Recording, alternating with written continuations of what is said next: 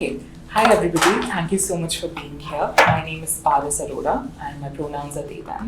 I am a PhD candidate in anthropology at Stanford University, and my interests are broadly coalesced around care, kinship and cognitive disability, which I study through a method called ethnography, which is not only done by anthropologists but now largely done by interdisciplinary set of researchers, where there is a long-term immersion with communities that you work with.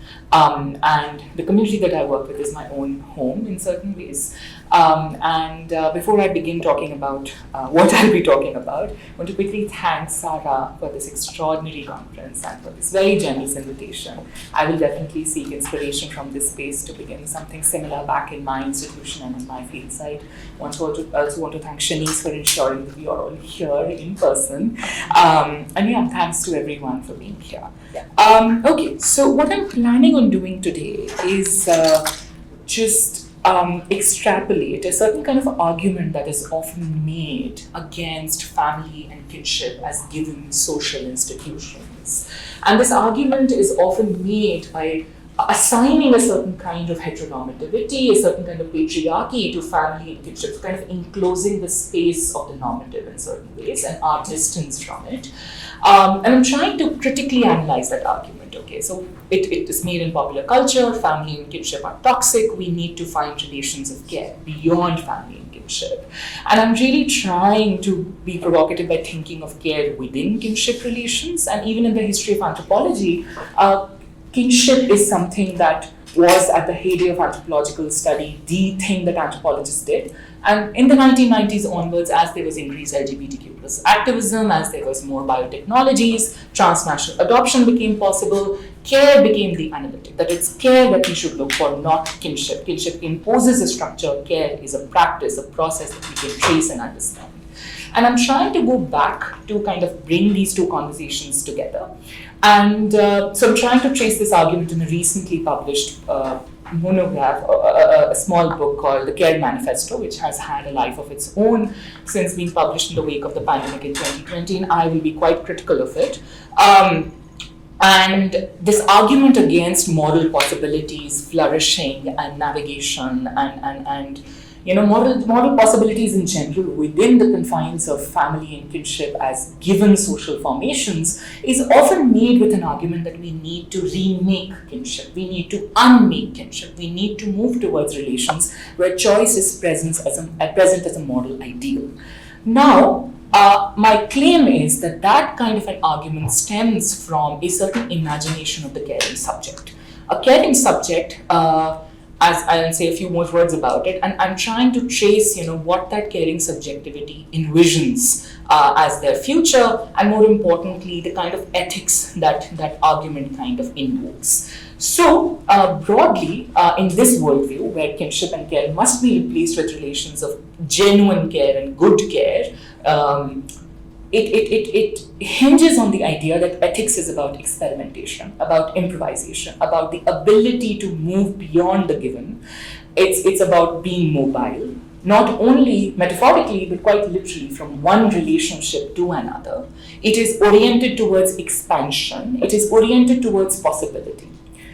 The people that I work with, mothers and caregivers to autistic and cognitively disabled adults in a country where there is no state mandated support, and I'm also doing a second project which is on queer people's relationship with their families, the ethics look a little different. And those are the ethics that I'm not prescribing or even describing, I'm simply gesturing towards them, which I call ethics of endurance, whereby much more than experimentation, what is at stake is enduring one's fate. Instead of mobility, it is the immobility, the felt immobility of one's existence, a feeling of stuckness, which I think is not something necessarily violent or oppressive always, but a condition and a fertile ground to think of ethics otherwise. And instead of expansion and orientation open to the world, there is an insistence on doing something within the limits of isolation. In this home, as we are here in a stigma-ridden social world, what more can we make amongst ourselves in this home? And third, instead of possibility, what these ethics gesture at is inevitability. That there's a certain fixity to our fate.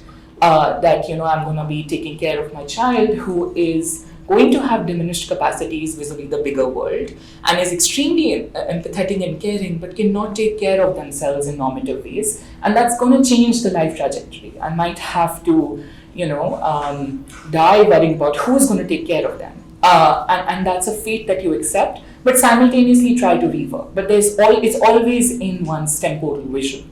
So, and my provocative suggestion is that these conditions, these experiential conditions, and this nature of this caring subject who deals and grapples with immobility, isolation, and inevitability leads to a different form of care ethics that we must also be attentive towards. So now what I'm going to actually do is talk about the Care Manifesto and the ethics of promiscuity that it offers as a way to save our careless world.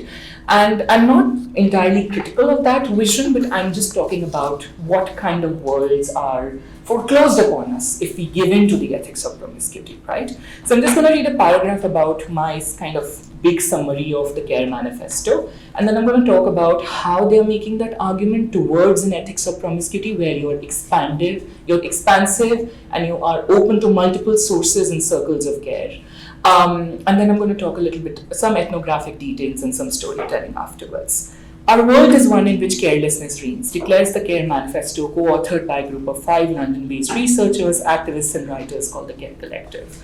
Treating the failure of pandemic preparedness as an opportune illustration of the carelessness that saturates our contemporary existence, the manifesto looks through the pandemic as a portal to trace our present crisis of care back to the unjust nature of our pre-pandemic caring arrangements. For the manifesto writers, the implementation of austerity measures, privatization of care services, proliferation of self-care industries has numbed our social capacity to support the welfare and flourishing of all forms of life. Moreover, the ripple effects of the neoliberal logic underlying these policy shifts has not only been the shrinking circles of support for everyone, but also the persistence of a model of care that only professes to care for one's own. The larger umbrage that the manifesto is taking with is the idea of care only for the same, care for people like us. And the institution that they wish to target the first is kinship. That's where we first learn to only care for our one's own. And that is one of the reasons why the Care Manifesto suggests that we should undo and unmake and remake kinships, which they call as hetero-patriarchal, unjust, unreliable, and there's a whole barrage of adjectives that they use for kinship. And they posit this kinship against queer and feminist caring practice, what we should seek inspiration from. So my larger goal is actually to not necessarily be complicit in justifying patriarchal and heteronormative violence, but I'm suggesting that there are ethical possibilities present within kinship. And second of all, the feminist and queer caring practice that the manifesto is asking us to move towards is based on very thin and very narrow and very provincial form of citations and politics. So an example of that would be that one of the things that they cite that we should perhaps make our families like is Families We Choose, or Chosen Families, which is a work that Kath Weston did in the 1990s, and the whole book is called Families We Choose, Gays, Lesbian, and Kinship, and it's done at the height of the AIDS epidemic where gay people and lesbian people and now queer, but at that time that was the vocabulary that Kath Weston used, engaged in remaking their own kinship after facing abandonment at the hands of families of origin. Now, while that argument and while that inspiration model is indeed inspiring for us to reimagine care, there has been a lot of work done in queer kinship over the last 3 decades. And I kind of gesture at that in the first section of the paper, which is called From Families We Choose to Families We Sustain, Locating Queer Care Within Kinship. And here's a plethora of work which is not cited by the manifesto at all. And these citational limits, I would argue, become the political limitations of the manifesto, because these caring practices do not become the basis of imagining care ethics. And in all of these cases, work by Brian Horton, who works with LGBTQ activists in Mumbai, whereby there are queer people who do not come out because they know that the moment they come out, their mothers are going to be blamed for it. So when personhood is at stake, where kinship, as Marshall Solins calls it, mutuality of being, where my personhood is intimately connected to yours, my coming out or my insistence on claiming my identity can lead to a worse fate for both of us. or worse fate for my entire kin. And instead of looking at that as a certain kind of political inactivity, Horton contends with that as an agent of engagement with the life of the other. And I think that helps us to reorient our understandings of what agency is. And he calls this silence as care. Similarly, in Parvez Modi's work, who works with British South Asians, so this work is not only, this queer kinship work is not only done in faraway lands where there is families and kinships and not in so-called individualistic societies. She works with migrants in UK, and there are cases where people have been forcefully married into arranged marriages. And she talks about how in many cases people are queer and then they end up having new forms of family lives within the performance of having a heteronormative marriage. Lisa Tillman is another set of, it has also done a project called Going Back Home, where she traces when queer people have successful relationships in urban spheres, urban parts of America, how they go back home to rural America as caregivers for their parents, right? So If Families We Choose was published at a time when gay people were moving out or queer people were moving out of their families of origins, there has been a lot of revisionist scholarship that traces the movement of queer people back home as caregivers, as inheritors of property, as people with investments and commitments to the normative. So I think the larger question and the larger issue that I'm having here is that there is a need to be honest about queer people's stake and, more importantly, involvement in the normative. And unless and until we do that, queer lives will again and again be used to, inspire all of us to follow their lead and make new kinship. But it would always exclude queer people at the peripheries who might have not come out, who might continue to work as caregivers within the domains of kinship. And that requires us to kind of think of care ethics differently. And I'm happy to come back to it and talk more about, families we sustain. And then in the, 3-4 minutes. In the second section, I talk about my own work with one of my interlocutors. So I primarily work with families in assisted living facilities that care for autistic adults. And the reason why I'm kind of trying to couple queerness, disability, and gender together is because the Care Manifesto itself suggests that kinship is particularly harmful and violent to women, queer people, and disabled people, and they often are at the forefront of remaking and imagining kinship. So I'm working with precisely those people which the Care Manifesto think are the most disappointed with kinship. And I'm trying to use that experience as a fertile ground to imagine what might a different form of care ethics look like in a re-engagement with kinship, or a return to kinship, or a very pivotal role in sustaining and holding the home together, something that I gestured at in my comments earlier. So this is the story of one of my interlocutors named Leela, who was 65 at the time of the interview, and her son Tanmay, who was 45, and he attended the same daycare facility as my younger brother. And she has, and this story kind of really traces Leela's journey through the pandemic, which is also this time of deep social distancing, and how supportive her kin was to her, and the difficulties and the kind of moral experiments that she's engaged in. I didn't want to read it entirely, but I think I'm going to read a few parts from it, and that might make sense. The ethics of endurance that I'm arguing in favor of might make more sense then. So I'm just going to quickly read some parts of it. As I was struggling to locate mothers of adults on the autism spectrum in those neighborhoods of Delhi that did not have institutional therapeutic support, I came across Leela through her only child Tanmay, who attended the same daycare center as my brother. Leela, age 65, and Tanmay, age 45, became two of my oldest interlocutors. Tanmay, like my brother, was also on the lower functioning side of the autism spectrum and routinely found himself bearing the brunt of my brother's violent meltdowns. Leela would then call my mother and complain about how ruthlessly my brother had scratched Tanmay. Yet Leela's voice would soon turn towards the ordinary details of everyday life: price of groceries, weekly domestic menus, complaints about the weather. And in a gesture of apology on behalf of my brother, my mother would cordially engage with Leela, but complain to me about how desperate Leela was for company since she was a single mother. Before approaching Leela for a set of interviews that would begin in August 2019 and go on until now, I had interacted with a few neighbors of her who had told me that she was ready to burst open like a pimple filled with pain. Acutely aware of this characterization, Leela began our conversation by recounting how she was still trying to cope with her husband's suicide that had taken place almost 8 years ago. Much more than Tanmay's diagnosis, it was her husband's death that had acted as a rupture in the fabric of her everyday life. The way Leela articulated the violence of this rupture, however, was in the terms of severing of kinship bonds with her conjugal family, so the family of her husband, after her husband had committed suicide. What caused her the most amount of agony was the refusal of her husband's brothers to turn up for the final funerary rites for their brother. Leela believed that they must have been worried about being faced by her grief and consequent claims upon the ancestral property, so they did not show up. And this is precisely a case of violence and abandonment in kinship. But rejection by one side of kinship must not be seen as a complete end of kinship relatedness. In this scene of relational devastation, Leela's brothers, her biological brothers, entered to her rescue, in her own words.